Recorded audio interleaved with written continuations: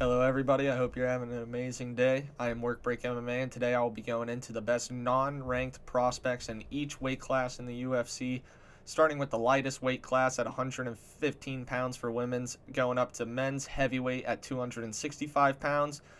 Non-ranked means that they are not ranked in the UFC's official top 15 rankings, which some of the fighters in this video I do believe should be in the top 15 of the rankings, but the UFC just does not have them. So without further ado, let's get into the video with my best prospects going into 2026.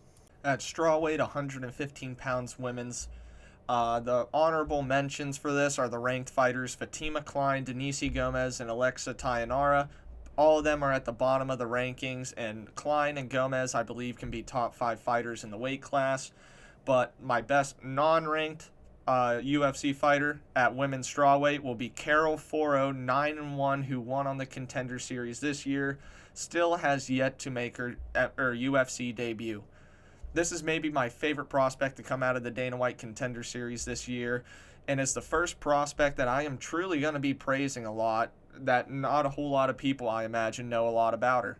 She is an incredibly powerful boxer in both of her hands. She switches stances really well, has great footwork, great counter shots, amazing kicks, good with combinations.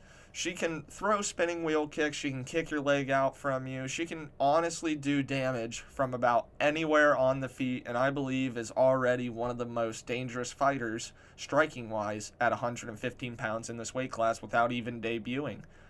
She faced an incredibly credentialed kickboxer on the Contender Series and dropped her 4 times in the fight without ever getting over aggressive, gassing out, or just overextending on shots, leaving her open to be hit.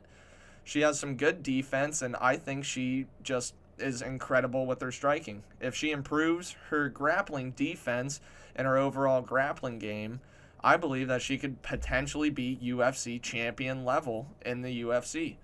So I think they just need to book her slow over time, give her some grapplers, see how her grappling game shows up. I think they should feed her Shauna Bannon in her next fight, who is one of the lower ranked women's fighters in the UFC. And I believe that's a name that she can just get on her resume, get a quick knockout going into 2026. Now for the lightest men's weight class, men's flyweight, 125 pounds. My honorable mention for this is Loner Kavanaugh, who just moved up to number 15 in the rankings. If he was not moved up, he would be my best prospect at flyweight, but he just got moved into it. The best non-ranked flyweight prospect in my mind then would be Andre Lima. He is 11-0, my 20th ranked flyweight. And with a win on the Contender Series and going 4-0 in the UFC so far, he's just a great prospect to put on this list. He has great kickboxing, really quick kicks, good in the clinch game where he finds his knees and elbows. His ground defense is developing nicely so far in his career, and he is finding some of his own offensive ground game as well in his last few fights. He's just developing overall pretty well in the ground game, only 26 years old, and already, in my mind, a borderline elite striker for the division. If he rounds out his game, I can see him easily being a top 10 flyweight for a few years in the UFC, possibly getting into the top 10. He isn't scheduled so far this year, but I would put him against a guy that is also undefeated just outside of the rankings in Rafael Estevam. Winner of that fight would get the number 15 ranking at flyweight, and I think it would be a fun clash of styles. But my best prospect going into 2026 will be Andre Lima. Now on to women's flyweight, 125 pounds. This is the shallowest weight class in all of the UFC, has the least amount of fighters. It was hard to find some solid prospects for this. Honorable mentions go to the ranked Kong Wang and Eduarda Morta.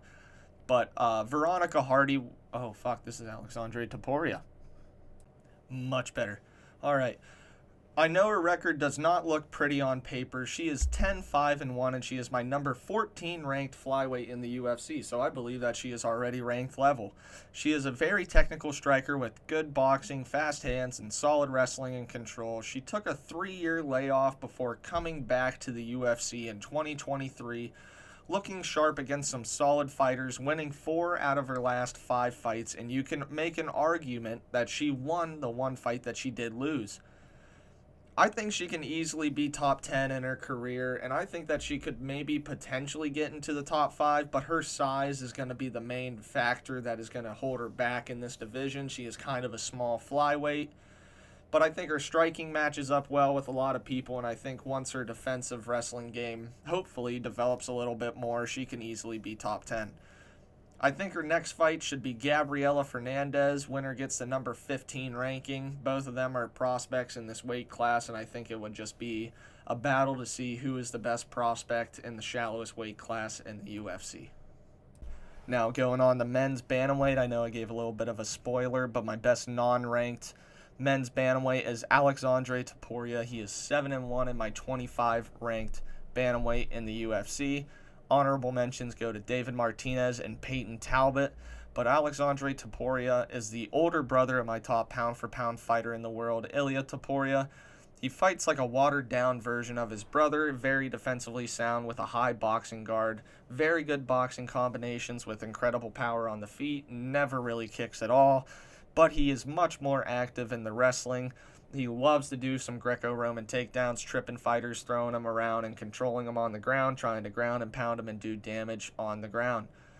His only flaw in his career has been his activity and long layoffs due to coaching Ilia and a few injuries as well. But this year he got 2 fights and 2 dominant decision wins against good competition, which was the first year he had 2 fights in a calendar year since 2015. He has a lot of potential with his striking defense, his boxing, and his ground game that he already possesses. I can see him easily being a top 10 fighter within the next 2 years in the UFC. And with some of the recent stuff going on with this person calling him out and saying some pretty nasty things about his brother Ilia, I really think that the fight to make for him would be Bryce Mitchell. As a top 15 eliminator, winner gets into the top 15, major bad blood behind it. And I think it would just be an overall fun fight, fun build-up.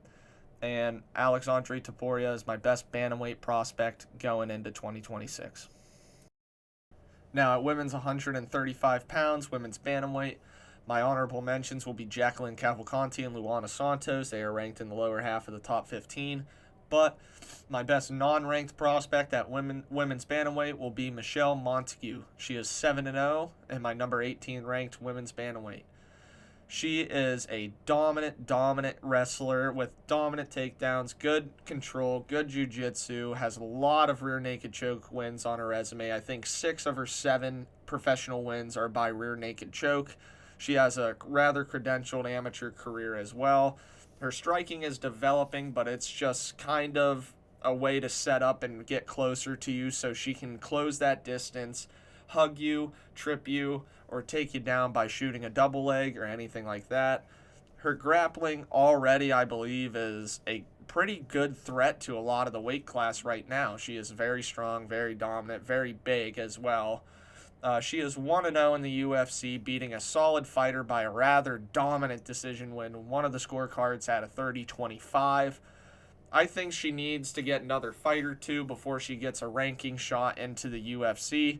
So I say book her against Darya Zaletsniakova. That was a hard name to pronounce, but I think I got it right. I think that would be a fun fight to see who would be the best prospect at 135 pounds. Michelle Montague, I believe, is the best one going into the year of 2026. Now for men's featherweight, honorable mentions go to Kevin Vallejos, who is now ranked, and he was my number 1 prospect last year in 2025. He had a dominant KO win against Giga Chikadze on the last card of the year. And my number 1 featherweight prospect going into 2026 will be Melquizael Costa. He is 25-7 and my 15th ranked featherweight in the UFC. But the UFC still has him out of the rankings, and I am honestly shocked. He is a very likable fighter, had a very good year of 2025, and he is very well-rounded, long for the weight class, very tall, good kickboxing skills, great BJJ skills. His clinch game is good. His trip game is solid, and he has very solid control, especially whenever he gets you on your back on the ground. He had a very good 2025, like I said, with 4 wins, 2 first-round finishes by guillotine choke and head kick knockout, as well as 2 decision wins, showing that he has a versatile, dynamic game where he can damage most fighters from anywhere and any way.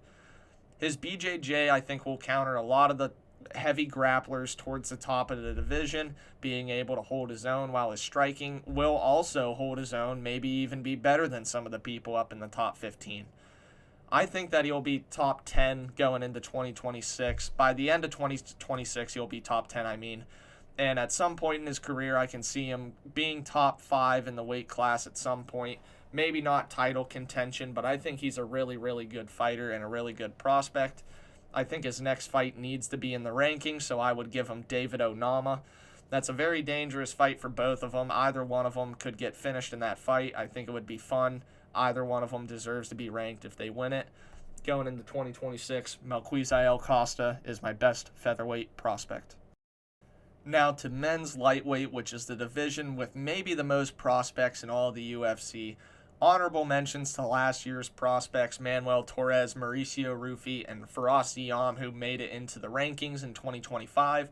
2026, my best non-ranked lightweight will be Quinlan Salkild. He is 10-1, my number 22 ranked lightweight in the UFC. I've talked about Quinlan a lot so far on my channel. He is my 2025 Rookie of the Year with 3 dominant wins. He is a very well-rounded fighter with good takedowns, good controls, good boxing and kickboxing with solid power behind every shot that he throws. 3 very impressive wins with a 19-second knockout in his debut, followed by a unanimous decision win where he ragdolled somebody. And then the final fight of the year, on short notice, he got a KO of the year contender with a head kick knockout of a top 25 lightweight in my mind in the UFC before he ended up knocking him down a little bit. He is facing Rong Zhu on the second card of the year, January 31st in Australia.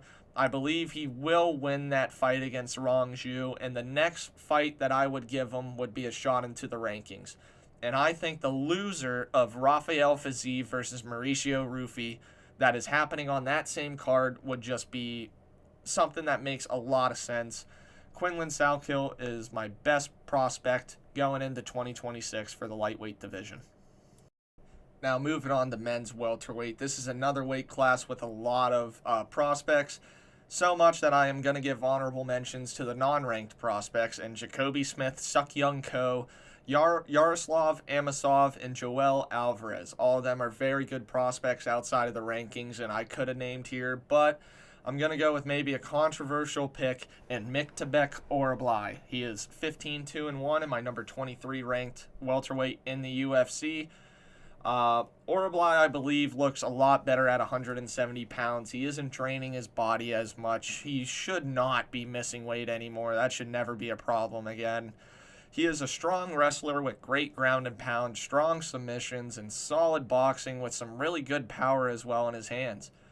He, in my mind, will fare a lot better in the grappling exchanges against higher competition in this weight class, and hopefully he will be able to last longer cardio-wise now that he doesn't have to drain as much water and as much stuff out of his body in order to make the weight. Last year, he had 2 first-round wins, first-round finishes, one by Kimura and one by a straight right KO where he absolutely flatlined Jack Hermansson. In the first fight of the year, he missed weight for 155 pounds, and then his second fight, the knockout of Jack Hermansson, was his official move up to 170 pounds, where I think he will fare a lot better. I think he is very, very easily going to be in the top 15 for some time in the UFC, especially at welterweight. And I think his next fight should be against somebody that never quits, has a lot of cardio, see how his cardio is going to fare in this weight class. Give me Miktabek Orablai versus Nicholas Dalby. That would be an incredibly fun fight. Both of them fought on the same card, so it would be a very similar return time. I think that would just be a great fan fight. Winner of them should get a shot into the rankings. My best fighter going into 2026, my best prospect going into 2026 for welterweight is Miktabek Orablai.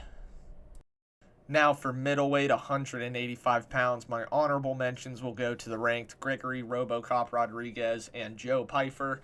Both of them I can see easily being ranked at middleweight for some time in the UFC, but the best prospect maybe in all of the UFC and my best prospect going into 2026 for middleweight is the formidable Ateba Gautier. He is 9-1 and he is my 32nd ranked middleweight in the UFC.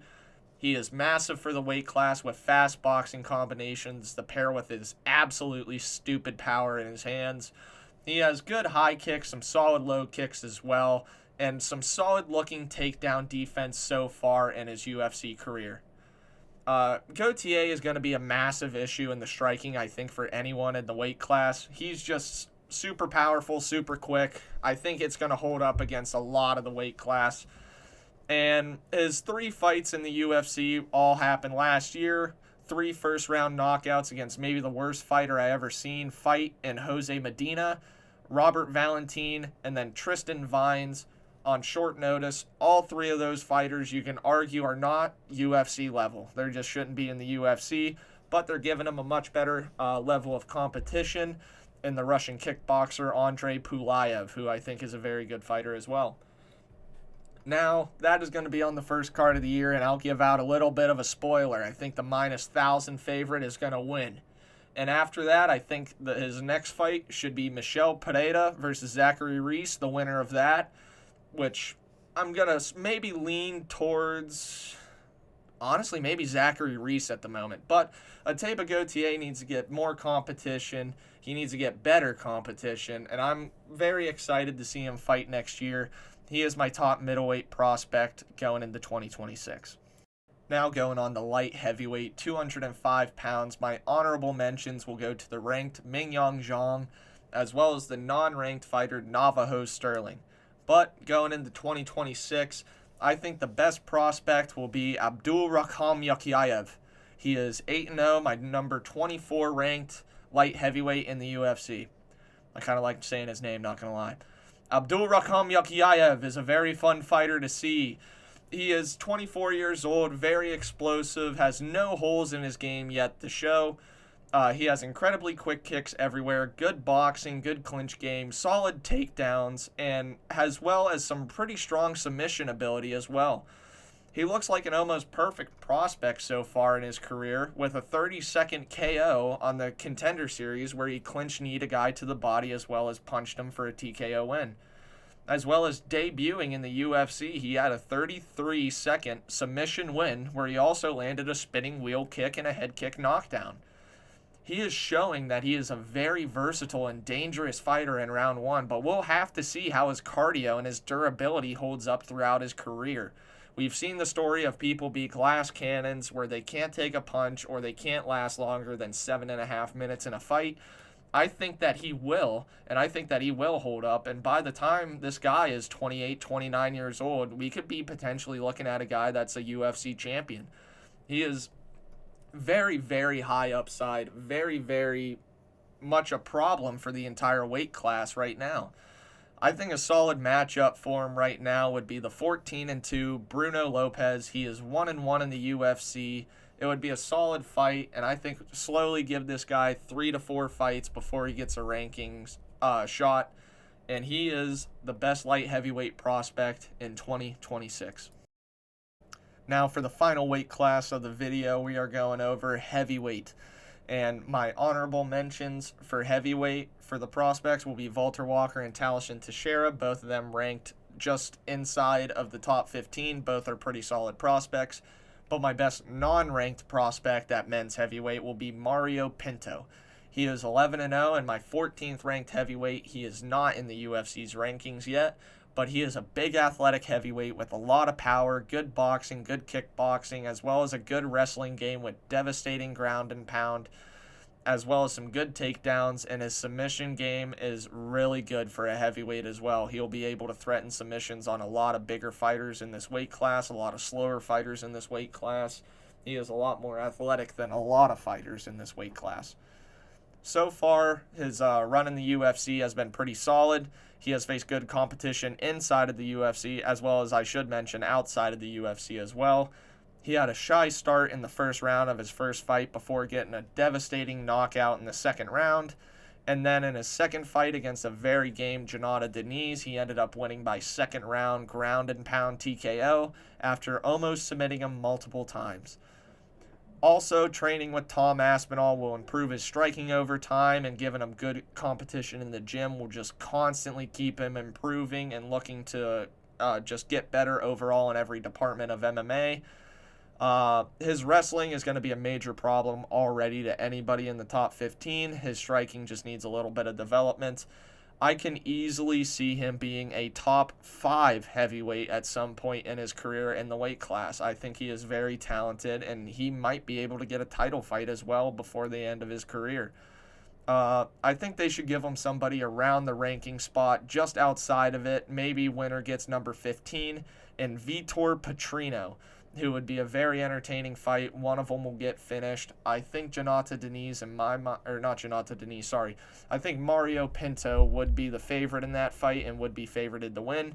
But going into 2026, my best heavyweight prospect is Mario Pinto. Hello everybody, thank you for making it to the end of the video. I am Workbreak MMA, and that was my best prospect in each weight class inside of the UFC. Thank you for making it to the end of the video again. Make sure to like, comment, and share to one of your buddies. My next video will be predictions on the first UFC card of the year, UFC 324, Pimblett versus Gaethje. That is going to be a pretty good card as well, very stacked. I can't wait to get my predictions on it. I hope y'all have an amazing day.